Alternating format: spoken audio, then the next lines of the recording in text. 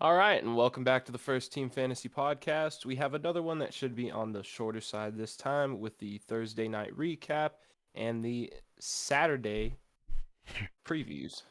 Yeah. We have three games on Saturday this week, so we will get through all of that for you guys here pretty quickly. In a game that we thought, again, could be low scoring, but hey, we said after the Bailey Zappi Mitch Trubisky showdown that destroyed the under. Who knows if it'll happen again? And sure enough, oh yeah, the Raiders scored the most points in their franchise history. So shouts out to a combination of everybody on that team. Even Jacoby Myers threw a touchdown pass. He's got two of those for the Raiders now. Yeah. But getting into the Chargers I just got offense, that. That's insane.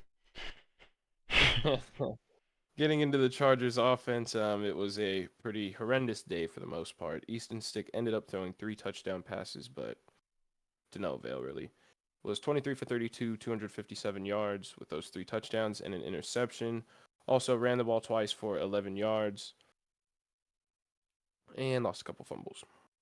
Um, Strangely enough, Austin Eckler got even less usage than last week. Mm-hmm. He got 10 carries last week. I said, maybe you can get like 15, 16. No, he got five. Um, I don't know what the game plan was there. Well, actually, their head coach, GM, and effectively run defensive coordinator, that was just due for a couple years now, got fired after the game. But even then, you had Isaiah Spiller getting 16 carries for 50 yards. Josh Kelly. And see, the thing was, Austin Eckler was still playing when the game was 63-7. Yeah. So it wasn't like they just were deciding not to use him. It was strange. I can't say it made much sense. It wasn't like anybody else was doing much of anything. They ran Josh Kelly 5 times. He got 22 yards, but had an awful fumble. Um, yeah, Eckler 5 times for 9 yards. Also caught four of his six targets for 29 yards, which helped him out. But it was just a horrific day for Austin Eckler, yeah. a guy who most people, you know, probably cannot afford to bench him in the fantasy playoffs. And 7.8 points in the first round is definitely going to hurt you. Yeah. We saw the return of Josh Palmer in this one, who absolutely took over that wide receiver one role, Yeah. as we've seen him do there before. Had four targets, caught every single one of them for 113 yards and a touchdown, giving him 21.3 fantasy points. So he had a pretty great day. Gerald Everett, a guy that we said was a possible start. You had to keep in mind Easton Stick was the quarterback, but he would probably end up generating a lot of targets. He did get 8, which was first on the team. Second was Eckler with the 6. So two things that we did, you know, hit on, but it didn't really end up with much because Easton Stick was the quarterback. So Yeah. Everett finished with 5 catches for 41 yards, giving him 9.1 points. Obviously not a horrible day from the tight end position, but there will be better, and there actually were better this week on the other side of the ball, as Derek will get to in just a few seconds. Mm-hmm. But Quentin Johnston finally got into the end zone, caught two of his three targets for 23 yards and a touchdown. So he finished with 10.3 points. Not that you were starting him anyways. And of course, Alex Erickson, who reemerged on the Chargers apparently. As of recent, got two targets, caught one of them for a 13-yard touchdown. So that was pretty much all in the way of offense on the Chargers. There was a couple Stone Smart and Jalen Guyton sightings, but nothing really too exciting at all on that side of the ball. And Yeah. obviously, while I said the defense might be a possible start, I also did say relying on the Chargers defense in playoffs might not. If you're relying on any Chargers with an Easton Stick led team, regardless, you're putting yourself in a risky spot. And unless that guy was Josh Palmer, hopefully you did not start the Chargers defense. It varies in leagues, but I saw them get -5 points in one. So That is so.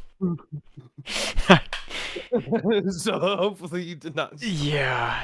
No, it was a rough day for the Chargers overall, and a career day for the Raiders. Aiden O'Connell had by far the best game of his career. He was 20 of 34, 248 yards, 4 touchdowns, no interceptions, 25.92 fantasy points. He was obviously not a guy we were starting, but you see those stats, and you know some of the guys we did consider must have played good. Zamir White was a guy I personally, having watched every Raider game, You know was what's not crazy? high on. I thought about it and I was like, you know what? Now that we've settled this, watch Zamir White get 20 carries and 2 touchdowns. Well, he got 17 and 1. Yeah, So, he it got wasn't no credit to not the Zamir worst. White. Yeah, he had a very good game. He had 17 carries for 69 yards and a touchdown, 4 targets out the backfield, caught 3 of them for 16 yards, 17.5 fantasy points. It's a very solid week, and I'm actually in a league where a guy in the playoffs had Josh Jacobs and picked up Zamir White and started him. And I was baffled. I was like, "Oh, okay. That's just not a risk I would be willing to take in playoffs." He had a good week. Again, a very risky play, especially in playoffs. Brandon Bolden played 3% of snaps, carried the ball twice for 25 yards and a touchdown. He finished with 8.5. Amir Abdullah had 6.5. And then our 2 receivers. The first one, Devontae Adams, said you had to start him. He got 12 targets, caught 8 of them, 101 yards, including a touchdown, thrown by none other than Jacoby Myers. Devontae finished with 24.1 fantasy points. We love that volume. That is a huge week. In the first game of a fantasy playoff, that will set you off on the right track. I said I like Jacoby Myers in a 3-receiver league. In a 2-receiver with the flex, I wasn't willing to take the risk. He only saw 4 targets. So that was the thing. You know, with Aiden O'Connell, his volume hasn't necessarily been there. But he did catch 2 of them for 32 yards and a touchdown. And he also had threw a touchdown to Devontae Adams. He had 2 completions. He was 2 for 2 on. Yeah, they're in 2 trick plays. So, Jacoby Myers finished with 15.68 fantasy points. It's a good week. Again, you know, if you're in a 3-receiver league, that is a very solid week out of someone you're probably playing as your flex. And if you did start him in a 2-receiver league, that's still a very solid week. Trey Tucker had a solid game as well. He had 4 targets, caught 3 of them for 59 yards and 2 touchdowns. Had a single carry for -2 yards. Finished with 20.7 fantasy points. Michael Mayer had 5 targets, caught 4 of them for 39 yards and a touchdown. 13.9. Even Daniel Carlson, 9 fantasy points because he kicked 9 extra points. Extra points. Yeah, we said we don't know if he's gonna. Well, he didn't kick any field goals. He kicked 9 extra points, so that was incredible. One more thing I want to touch, I don't know if you were gonna mention how well the Raiders defense did in the best I have ever seen. The Raiders defense too. Yeah, the Raiders defense had 3 sacks, 4 forced fumbles, 3 fumble recoveries, an interception, and 2 touchdowns. Yeah. They got 29 fantasy points. Yeah, I've seen on my bench, like 33 and whatnot. Yeah, well, you know, it is what it is. Yeah. But one final thing I wanted to note on was this is one of honestly something we could call like a money matchup is your receivers versus the Chargers defense. Yeah. You got a wide receiver 1 that's playing the Chargers. You don't know, you're kind of in between. Play the guy that's playing the Chargers. Their defense, matchups like that against the Buccaneers have just been absolute gold. Even for Drake London and the Falcons last week against the Buccaneers. It's so bad that even Drake London and Desmond Ridder can almost get Drake London to 200 yards in a game, which is almost unthinkable. So yeah, just some matchups definitely to pay attention to going into the biggest part of our season. Yeah. We've talked more than anything in these recent weeks. But now we will head into these Saturday matchups. So, Derek, if you wanted to start us off on that. Yeah, of course. And our first Saturday matchup is the Vikings at the Bengals. The Bengals defense is near the bottom of the league in both categories. They're second to last against the pass, giving up 252 yards, and 25th against the run, giving up 127 yards. Now, the Vikings shook some things up last game. Main thing is their quarterback. Josh Dobbs is no longer the quarterback. It will be Nick Mullins. Nick Mullins did lead them to the game-winning field goal and only points of the game last week, but from a fantasy purpose, I don't know if I'm more confident with him. Obviously, we're not starting Nick Mullins, even considering it. Alexander Madison will be missing this game with an ankle injury, so it will be Ty Chandler. He's another one I just could not throw in my lineup in the fantasy playoffs. It just seems too risky of a play. And Justin Jefferson is questionable with that chest injury. Schiff, I will ask you, if Justin Jefferson plays, do you play him? I mean, yeah, I think just when you look back at it after, if you bench Justin Jefferson and he has a great game, you just benched your number one pick in playoffs Mm-hmm. and he went off. There's no, but on the other hand, if you take that risk, like it's not like we're taking the risk of playing a Ty Chandler, of playing, an Odell Beckham Jr. Guys that if you played, you look back, it's like, okay, I really shouldn't have done that. It's like you picked him first overall. Mm-hmm. You gotta go with him. And they're 7-6. Both teams are 7-6 fighting for playoff position. He said himself he's going to play, so I Yeah. think I'd roll Jefferson. Yeah. Jefferson, Addison? We gotta roll Addison? I think it's doable. Um, they definitely seemed more in tune, I'd say, once Yeah. Nick Mullins took over. Yeah. With Josh Dobbs, I mean, it just became very apparent that he didn't really know the offense. And I mean, once the play kind of broke down, he doesn't have that kind of rapport He that, just runs. yeah, Nick Mullins has at least been there long enough to have practiced with all these guys for quite a while. So while I don't know that he might be, we'll see if he's the better option or not. But I do think it might be better for our fantasy options just because they probably know each other a bit better. Yeah. And then to finish off the Vikings, obviously TJ Hawkinson will be in your Yeah, starting lineup. But yeah. But yeah, with that, we will move right along to the Bengals side of the ball, in which Jake Browning has actually been more than serviceable. He's been playing good football. yeah. Um, the Bengals offense, I mean, they have this year put up 21.5 points per game, 229 and a half yards through the air, which, I mean, some of that can be accredited to Browning because we did Mm-hmm. see some sub 150 games from Joe Burrow this year. Yeah. But only 84.7 rush yards per game. We have seen them picking that up as of late. Now, this week they're going into Minnesota they're going up against Minnesota, I apologize, against a defense that is only giving up 92.9 yards on the ground. So they've been pretty stout against the run. Mm-hmm. Cincinnati has not been efficient against the run. We've seen games like the one against the Steelers where they completely went away from it. Now, like I said, recently, as they've started winning, they've gotten Joe Mixon a lot more involved. I think he's a good play. Um, but there just is that possibility. Minnesota is a good defense. You could end up with a mediocre game out of him. Yeah. And I think, honestly, the same goes with Jamar Chase. This Minnesota Mm-hmm. defense has been fairly decent. Like I said, they're only giving up pretty much 93 on the ground, only 218 through the air per game, which is pretty stout. It's top half of the NFL.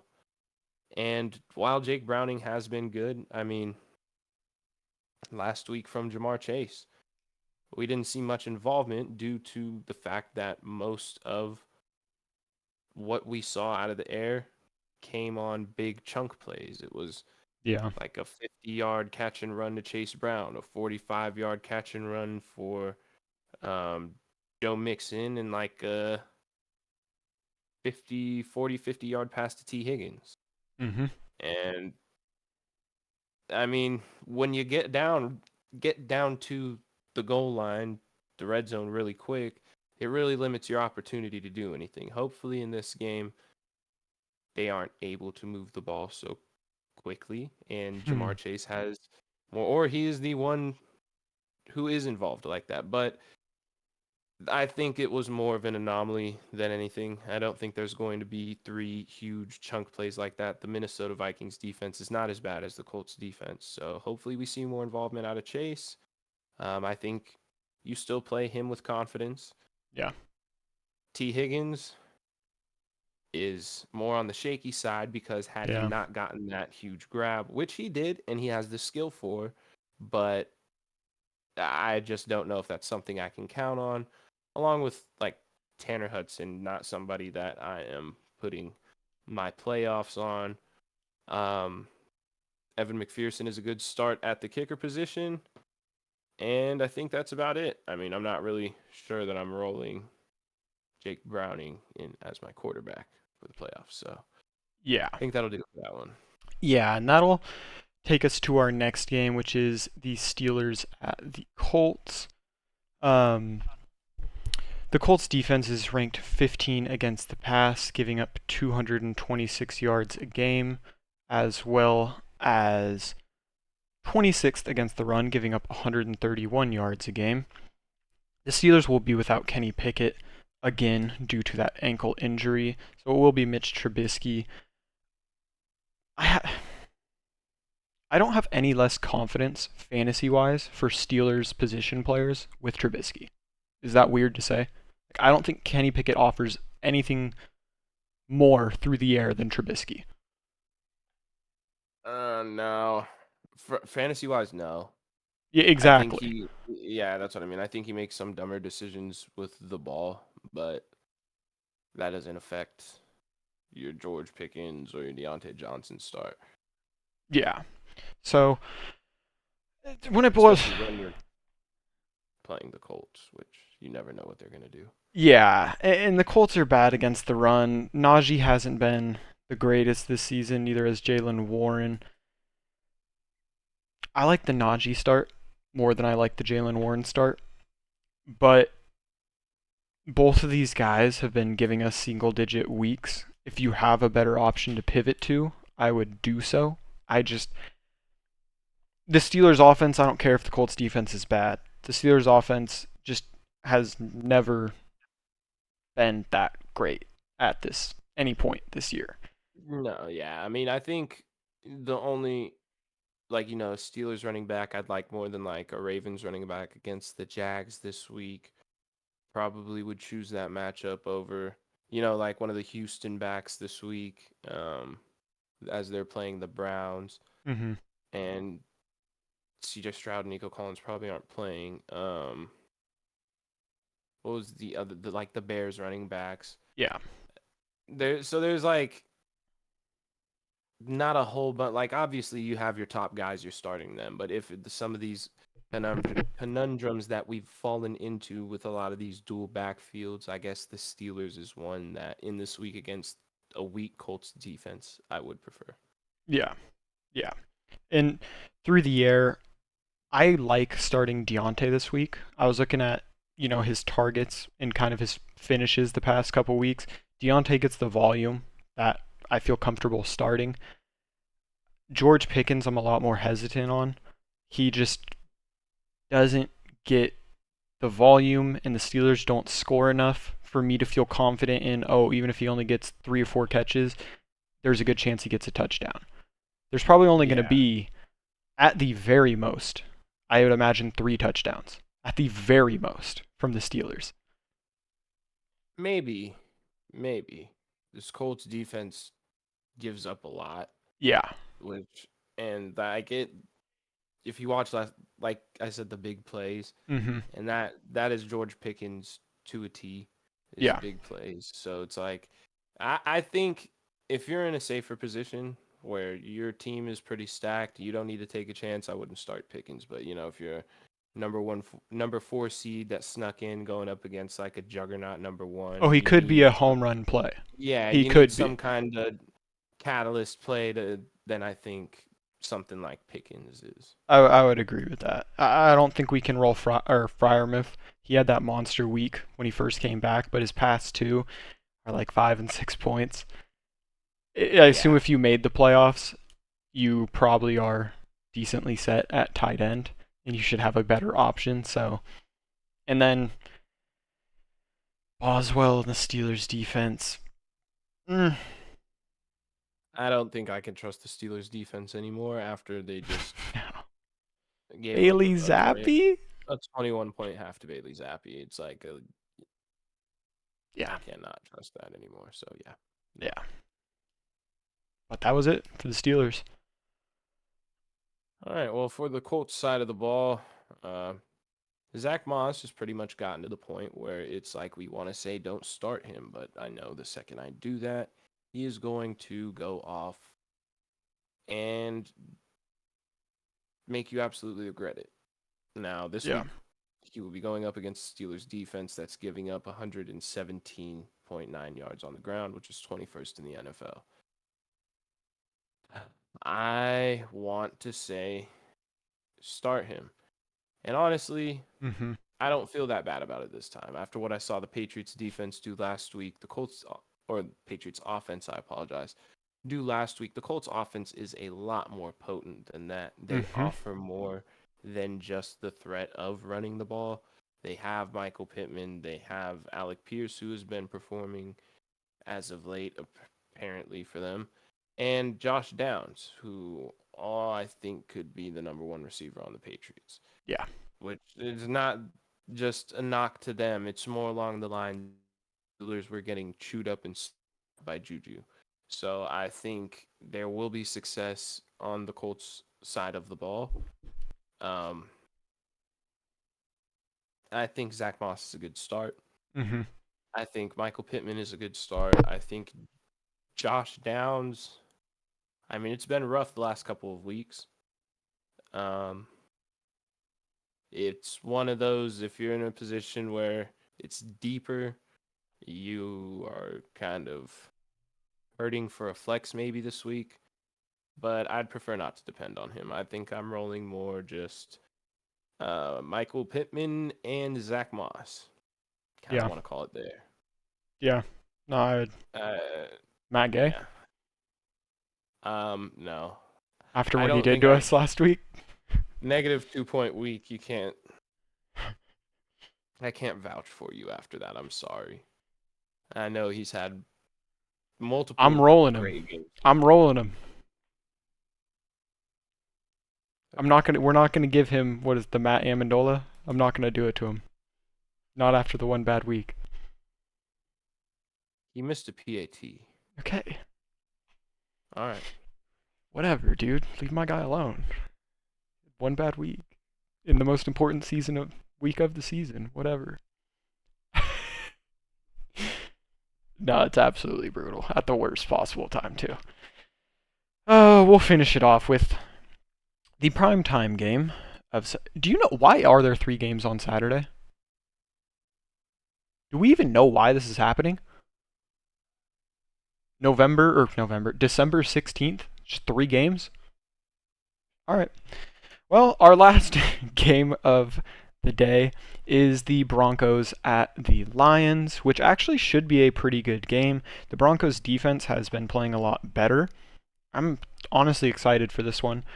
The Lions defense has been pretty solid. They're middle of the pack against the pass, 19th in the league, giving up 226.6 yards, 9th against the run, giving up 95.6. This is a kind of a funny matchup.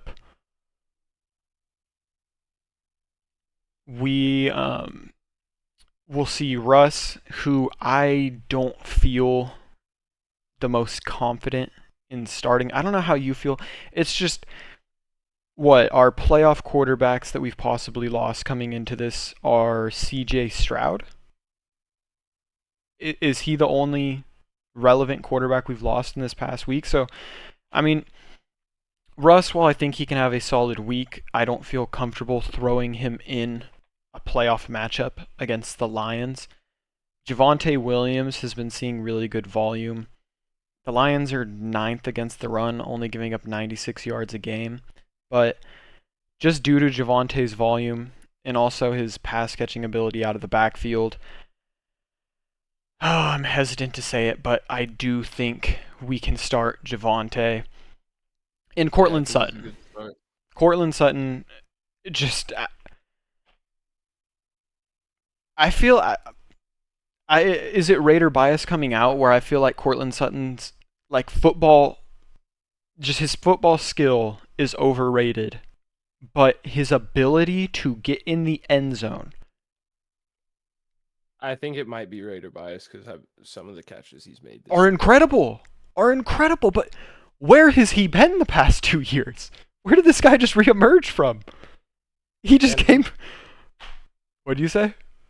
Denver. I, that's fair. That's fair. You know what? I think that's what it is. It's been lack of QB play because when his first No, I couple mean years he genuinely, was Russ really was good. so bad. He was bad last year. There's no sugarcoating it, hiding it. Yeah. Russ played awful football last year. To pair it up with an awful scheme, there was no. I mean, now this year he's getting more Yeah, locked Cortland into it. Sutton has yeah. Now we're seeing it. Now But we're he's the seeing it. only though Javonte and Cortland are the only two I feel comfortable starting. Jerry Judy, He's so absolutely not. disappointing, man. He's Like all he had to do was drag his toe. He had a touchdown. The other one hit him in the hand. It's just like, all right, man, I can't. With the antics and everything, it's like, mm-hmm. it's like Rashad Bateman. It's like everything is there, Mm-hmm. but it just doesn't connect. I think And it's worse for Judy because oh yeah, the because of the Ravens, whole well, the Ravens also have more capable receivers, a bigger depth of capable receivers. Jerry Judy, yeah, you're there's more out of a there. spotlight on Jerry Judy. He's out there all the Well, time. You're the clear and wide receiver too. and he also drew a whole bunch of attention to himself. He was on the Uh-huh. trade block the whole 9 yards. So obviously relations aren't as sweet there as they are with Bateman in Baltimore. That is a bit of a caveat, but kind of the same Yeah. comparison saying like while these guys do have a shot to be really good wide receivers in the NFL, They just it's haven't. about yeah, it's like they can be a waiver pick later on down the line next season. Yeah. Yeah. Absolutely. Kinda.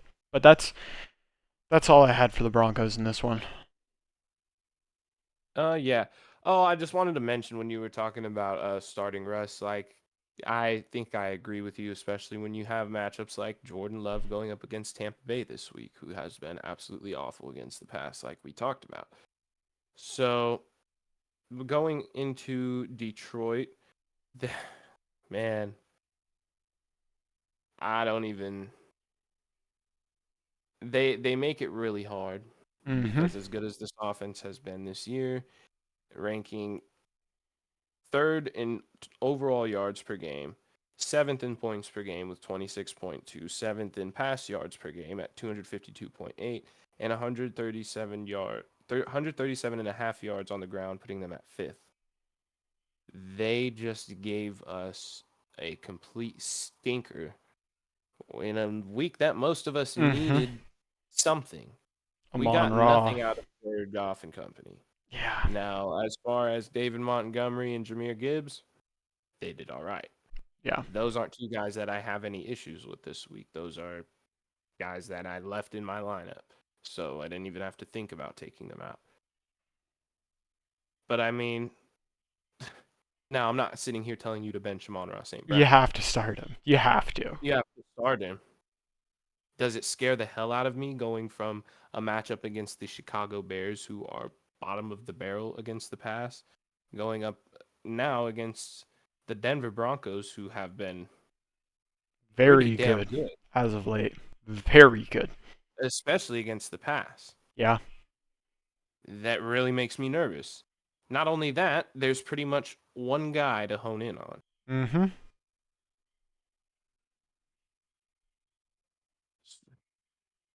It So it could be a tough week.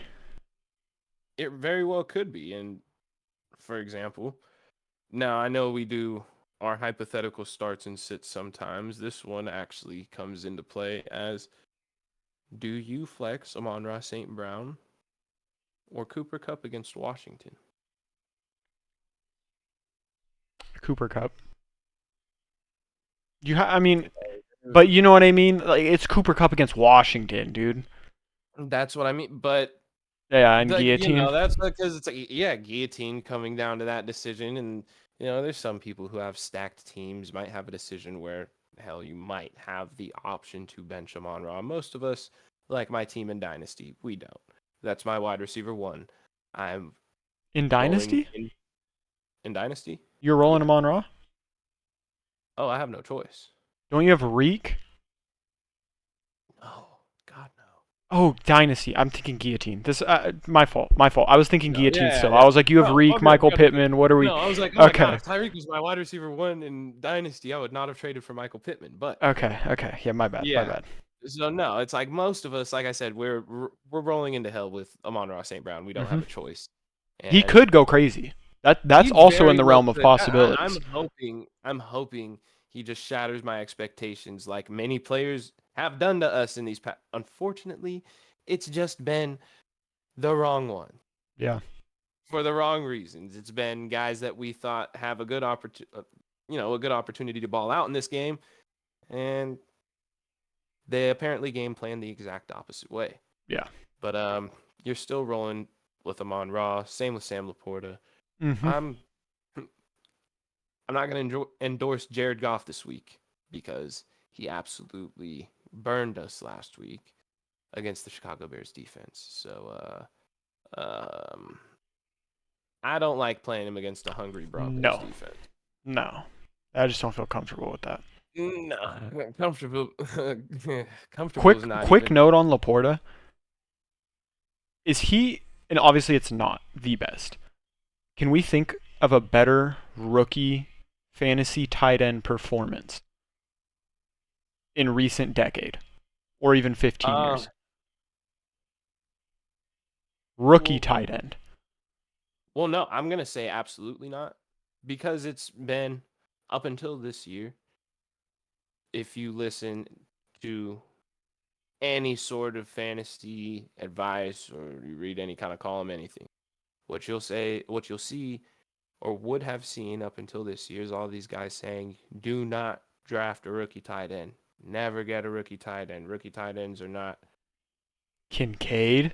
That's how bad. Well, Laporta? I'm just saying that's how bad. No, I know. It I was agree. I agree with prior you. to this. So seeing one finish like how Sam Laporta just did. Kyle Pitts had a good rookie season. I think he finished tight end 5. What really hurt him was it, and that's why. That's why. But he had a very good rookie but he one. didn't score a touchdown. Yeah. And then the next year, of course, yeah. But Sam Laporta. yeah, Sam. Shout Laporta, out but Sam yeah, Laporta. No, yeah, Dalton Kincaid for a while. Luke Musgrave was getting it done.